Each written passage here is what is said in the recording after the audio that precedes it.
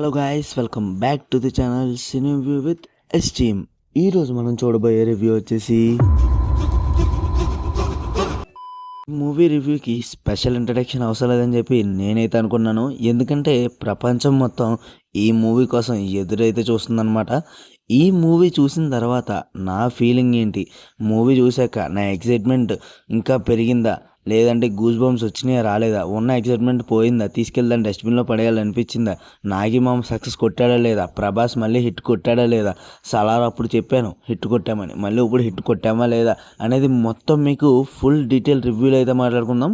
అంతకన్నా ముందు మీరు కనుక మా ఛానల్ కొత్తగా వస్తే ఖచ్చితంగా మా ఛానల్ సబ్స్క్రైబ్ చేసుకుని పక్కన ఉన్న గంట సింబల్ కూడా ఆన్లో అయితే పెట్టేసుకోండి. దీని ద్వారా మేము మీకు ఫ్యూచర్లో రాబోయే పెద్ద సినిమాలకి అలాగే చిన్న సినిమాలకు కూడా దేన్ని వదలకుండా మీకైతే రివ్యూస్ ఇచ్చేస్తాం. కాబట్టి మీరు మూవీ లవర్ అయితే ఖచ్చితంగా మా ఛానల్ సబ్స్క్రైబ్ చేసుకోవడం మీకైతే వర్తే అనిపిస్తుంది. మా ఇన్స్టాగ్రామ్ పేజ్ కూడా కింద డిస్క్రిప్షన్లో లింక్ ఇస్తాం, అలాగే కామెంట్లో కూడా ఇస్తాము, వెళ్ళి ఒకసారి చెక్అవుట్ అయితే చేయండి. మూవీ విషయానికి వచ్చేస్తే భయ్య, ఫస్ట్ ఆఫ్ స్టార్టింగ్ నుంచి ఇంటర్వెల్ వరకు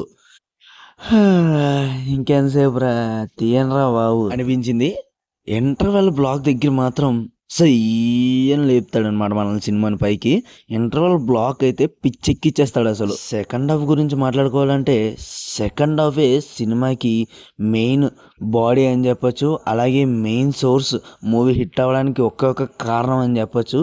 ఎందుకంటే సెకండ్ హాఫ్లో వచ్చే యాక్షన్ సీన్స్ ఉంటాయి, సింపుల్లీ గూస్ బాంబ్స్. ఎవడరా ప్రభాస్ గడికి యాక్టింగ్ రాదు, ఓన్లీ నడుస్తూ ఉంటాడు, ఏం చేస్తాడు యాక్షన్ అన్న వాళ్ళందరినీ తీసుకెళ్ళి సినిమా చూపించండి భయ్యా, వాడికి ఫ్యాంట్ తడిచిపోవాలి నా కొడుక్కి. ప్రభాస్ ప్రాణం పెట్టి తీసాడు సినిమాలో, మామూలుగా సినిమా మాత్రం మళ్ళీ హిట్ కొట్టేసాం. కాలర్ ఎగరేసుకుని కాలర్ పైకి పెట్టుకుని థియేటర్లో నుంచి ఫ్యాన్స్ అందరూ బయటికి రావడం పక్కా. అసలు క్యామియోస్ కూడా అస్సలు ఎక్స్పెక్ట్ చేయం. అందరూ పర్ఫార్మెన్స్ అయితే కుమ్మేశారు. ముఖ్యంగా అమితాబ్ బచ్చన్ గారు, కమల్ హాసన్ గారు అయితే అసలు ఎక్స్పెక్ట్ చేయలేదు వాళ్ళ నుంచి ఈ రేంజ్ ఆఫ్ అవుట్పుట్. ఆ రేంజ్లో ఉందన్నమాట అవుట్పుట్. అస్సలు మిస్ అవ్వకనే థియేటర్లో మూవీ మొత్తం చూసిన తర్వాత ఇది ఒక సినిమా అయినా అనిపించే ఫీల్ అయితే రానివ్వరు అనమాట. అందులో ఎస్పెషల్గా ఇది అసలు మన తెలుగు సినిమానా అన్న ఫీల్ అయితే రానివ్వరు. ఎందుకంటే ఆ విజన్ కానీ మూవీ యొక్క స్కేల్ కానీ ఆ రేంజ్లో ఉంటుంది. నాగశ్విన్ మామ, హ్యాండ్స్ ఆఫ్ టు యూ. నీ విజన్తో మన ఇండియన్ సినిమాని ఎక్కడికో తీసుకెళ్ళిపోతున్నావు, అది మాత్రం పక్కా. మూవీ మొత్తం చూశాక ప్రభాస్ ఫ్యాన్స్ అయితే ఒకటైతే స్టోరీ అయితే పెట్టేసుకోండి. ఆ స్టోరీ వచ్చేసి డిస్ప్లే చేస్తాను, చూసేయండి.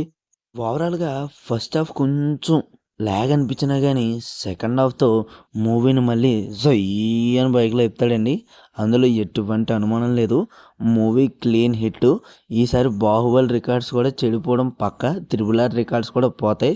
ఎందుకంటే మూవీ ఆ రేంజ్లో ఉందన్నమాట. అస్సలు మర్చిపోకుండా మీ ఫ్యామిలీ మొత్తాన్ని తీసుకెళ్ళి మూవీ అయితే చూడండి, తోపు ఉంటుంది మూవీ. కల్కి మూవీకి వెళ్తున్నారా, స్టార్టింగ్ మిస్ అవ్వకండి, లాస్ట్ 15 మినిట్స్ వరకు ఓపిక్గా కూర్చోండి. అప్పుడు సినిమా వాల్యూ ఏంటన్నది మీకు తెలిసిద్ది. లాస్ట్లో అన్ఎక్స్పెక్టెడ్ ట్విస్ట్లు సూపర్ ఉంటాయి.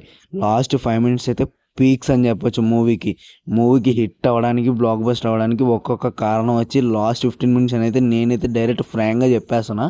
తోపు ఉంటుంది లాస్ట్ 15 మినిట్స్, అస్సలు మిస్ అవ్వకండి మూవీలో. మా ఫ్రెండ్స్ లాగా ఎంతమంది హాలీవుడ్ మూవీస్కి ఫ్యాన్స్ ఉన్నారో వాళ్ళందరూ కింద అయితే కామెంట్ చేయండి.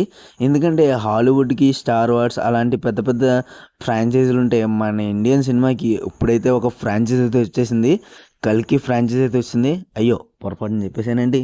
ఫైనల్గా నేనైతే ఈ మూవీకి రివ్యూ ఇచ్చేసాను. రేటింగ్ అయితే ఇవ్వదలుచుకోలేదు, ఎందుకంటే మీరే చూసి మీరు ఎంత రేటింగ్ ఇస్తారనేది కింద అయితే కామెంట్ చేయండి. నాకైతే బాగా నచ్చేసింది. మీకు ఎలా అనిపించిందో కూడా కింద కామెంట్ చేయండి. అలాగే ఇంకా నెక్స్ట్ వీడియోస్ కోసం మా ఛానల్ని సబ్స్క్రైబ్ చేసుకుని పక్కన ఉన్న గంట సింబల్ని కూడా ఆన్లో పెట్టుకోండి.